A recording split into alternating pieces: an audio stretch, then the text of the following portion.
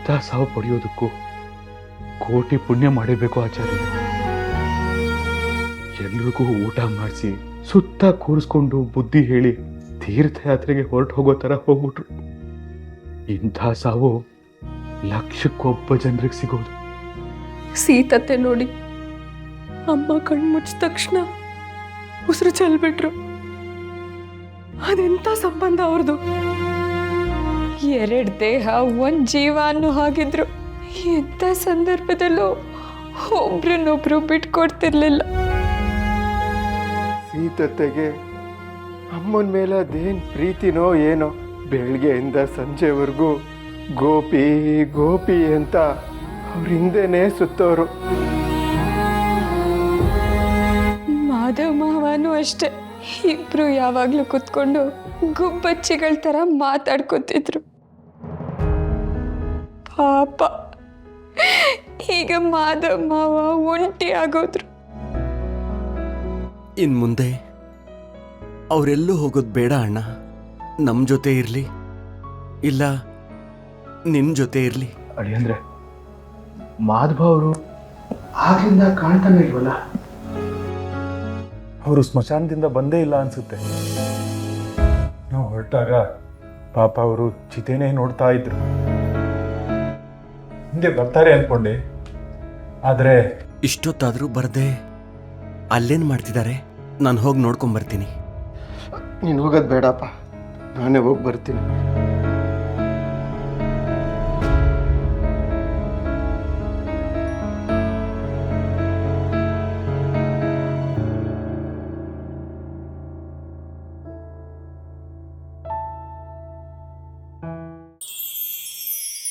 ಗುರುಗಳೇ, ವೆಂಕಟನಾಥನ ತಾಯಿ ಗೋಪಮ್ಮನವರು ಹಾಗೂ ಅತ್ತೆ ಸೀತಜ್ಜಿಯವರು ಕಾಲವಾದರು ಅಂತ ಸುದ್ದಿ ಬಂದಿದೆ. ಶ್ರೀಹರಿ,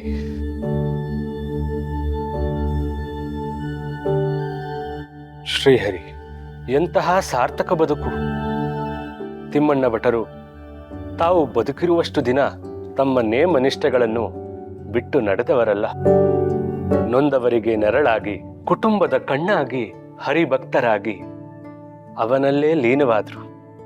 ಈಗ ಗೋಪಿಕಾಂಬ ಹಾಗೂ ಸೀತಮ್ಮನ ಸರದಿ, ಗಂಡ ಹೆಂಡತಿ ಸಂಬಂಧ ಹೇಗಿರಬೇಕು ಅಂತ ಜಗತ್ತಿಗೆ ತೋರಿಸಿಕೊಟ್ಟವರು ತಿಮ್ಮಣ್ಣ ದಂಪತಿಗಳು. ಗೋಪಿಕಾಂಬ ಅದೆಂತಹ ಗುಣ! ಗಂಡನನ್ನು ಕಳೆದುಕೊಂಡ ನೋವನ್ನು ನಗು ನಗುತ್ತಾ ಸಹಿಸಿಕೊಂಡು ಕುಟುಂಬವನ್ನ ಸಲಹಿದಳು.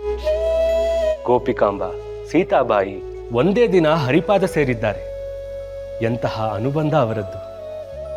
ಬದುಕಿರುವಷ್ಟು ಕಾಲ ಗೋಪಿಕಾಂಬ ಸೀತಮ್ಮ ತಾಯಿ ಮಗಳಂತೆ ಬದುಕಿದರು. ಕನಕಾಚಲ ಭಟ್ರು ಸೀತಮ್ಮನಿಗೆ ತಂದೆಯಾಗಿ ಕೈ ಹಿಡಿದು ನಡೆಸಿದ್ರು. ತಿಮ್ಮಣ್ಣ ಭಟ್ರು ಸೀತಮ್ಮನನ್ನು ತಾಯಿ ಹಾಗೆ ಜೋಪಾನ ಮಾಡಿದ್ರು.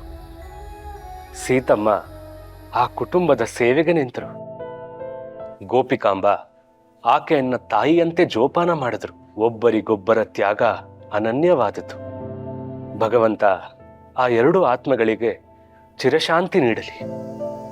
ನೋಡಿ, ಅವರ ಅಪರ ಕರ್ಮಗಳಿಗೆ ಯಾವುದೇ ಅಡಚಣೆ ಆಗದಂತೆ ನೋಡಿಕೊಳ್ಳಿ. ಆಯಿತು ಗುರುಗಳೇ.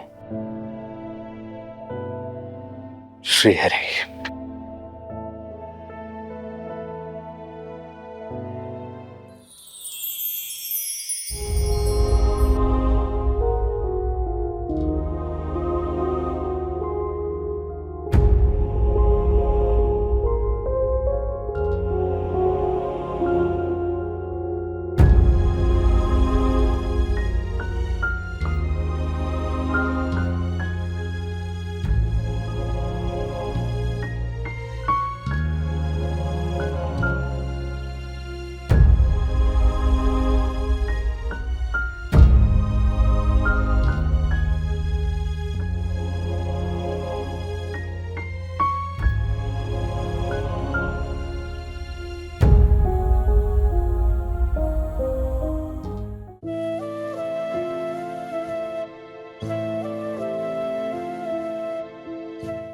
ಏನು ಅಂದರೆ ಅಮ್ಮ ಹೋಗಿ 6 ತಿಂಗಳಾಯ್ತಾ ಬಂತು.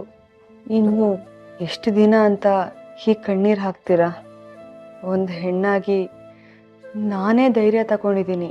ಇನ್ನು ನೀವು ಗಂಡಸು, ಹೆಂಡತಿ, ಮಗು, ಮನೆ ಜವಾಬ್ದಾರಿ ಇದೆ. ಎಲ್ಲದಕ್ಕಿಂತ ಮುಖ್ಯವಾಗಿ ವಿದ್ಯಾಪೀಠದ ಮಕ್ಕಳ ಜವಾಬ್ದಾರಿ ಇದೆ. ಗುರುಗಳಿಗೆ ಕೊಟ್ಟ ಮಾತು ಮರ್ತು ಬಿಟ್ರಾ? ಎಲ್ಲ ನೆನಪಿದೆ ಸರಸ್ವತಿ. ಆದರೆ ಅಮ್ಮನ ನೆನಪು ಬೇರೆ ಎಲ್ಲ ನೆನಪುಗಳನ್ನ ಆವರಿಸ್ಬಿಟ್ಟಿದೆ. ಎಷ್ಟೇ ಮರಿಬೇಕಂದ್ರೂ ಮರೆಯೋಕೆ ಆಗ್ತಿಲ್ಲ. ಮರಿಬೇಡಿ ಅಂದರೆ ಮರಿಬೇಡಿ. ಹೆತ್ತ ತಾಯಿ ನೆನಪು ಸಿಹಿ ನೆನಪಾಗಿ ಮೆಲ್ಕ್ ಹಾಕಬೇಕೇ ಹೊರತು ಕಹಿಯಾಗಿ ಕಾಡಬಾರ್ದು. ಅವ್ರ ನೆನಪು ನಮಗೆ ಆದರ್ಶ ಆಗಬೇಕು, ಮಾರ್ಗದರ್ಶನ ಆಗಬೇಕು.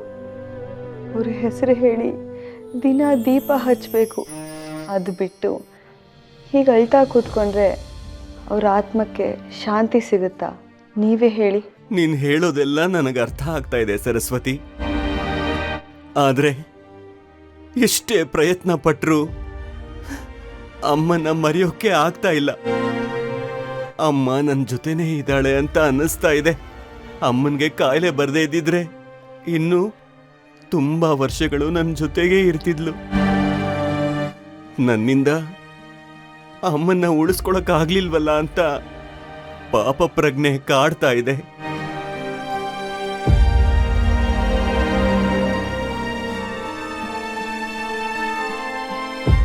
ನೋಡಿ, ನೀವು ನನಗಿಂತ ದೊಡ್ಡವರು, ತುಂಬ ಓದ್ಕೊಂಡಿರೋರು, ಪುರಾಣ ಶಾಸ್ತ್ರ ಎಲ್ಲನೂ ಅರ್ದು ಕುಡ್ದಿರೋರು. ನಿಮಗೆ ಗೊತ್ತಿಲ್ಲದೆ ಇರೋದು ಏನಿದೆ ಹೇಳಿ? ಸಾವಿಗೆ ಕಾಯಿಲೆ ಅನ್ನೋದು ಒಂದು ನೆಪ ಅಷ್ಟೇ.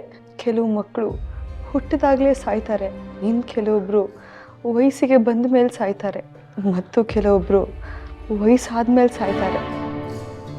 ಆ ಬ್ರಹ್ಮ ಯಾರ್ಯಾರ ಹಣೆಯಲ್ಲಿ ಎಷ್ಟೆಷ್ಟು ಆಯುಸ್ ಬರೆದಿರ್ತಾನೋ ಅವಾಗ ಎಲ್ಲರೂ ಹೋಗಲೇಬೇಕು. ಕಾಯಿಲೆ, ಅಪಘಾತ, ಯುದ್ಧ, ಅತಿವೃಷ್ಟಿ, ಅನಾವೃಷ್ಟಿ ಇದೆಲ್ಲ ಬರೀ ನೆಪಗಳಷ್ಟೇ.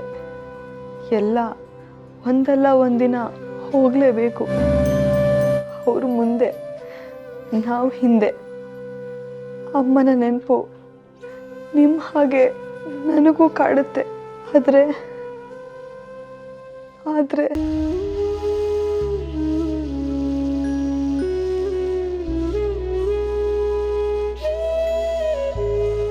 ಅಮ್ಮ, ಅಮ್ಮ,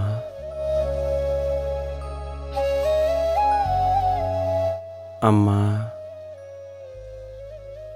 ಅಮ್ಮ. ಕಂದ